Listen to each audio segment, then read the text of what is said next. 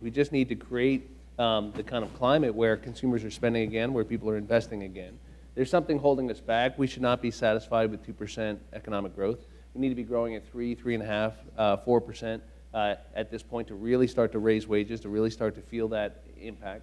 I do think people can get carried away with the negative news. I mean, the fact of the matter is we're dealing with under 5% unemployment in the Hudson Valley right now. That's pretty good. We have cut more than Simpson Bowles wanted to out of the federal budget. That's pretty good. We brought the deficit down from 10% to about 2.5% of GDP. That's pretty good. We brought the national debt down to about 70% of GDP, or a little higher, 73% of GDP, and moving sideways. And if we control healthcare costs, we can sustain that. That's good.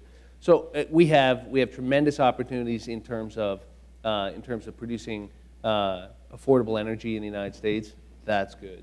And we still continue to lead the world in terms of all sorts of advantages in terms of our political stability and our rule of law and our respect for intellectual property. And there's no reason in the world, to Chris's point, that we can't build things, make things in the United States. We do need to invest in our own people, and we need to invest in our own infrastructure. We need to invest in our own country.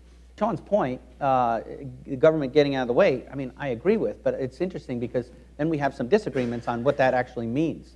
You know, the first of which is, I think it's just we have to listen. Listen to our small business owners and their employees. When I first retired from the Army, I filled up 2 notebooks on what they were telling me. You know, and the first of which is, again, we can't continue to be last. If we're 50th, well, we could. We could continue to be 50th out of 50, but we shouldn't be surprised with the results. I mean, if we make a conscious decision to be 50th out of 50 and say we're good with that and we're going to stay there, then we shouldn't be frustrated with the fact that we're losing 600,000 people. We're just making a conscious choice in our politics.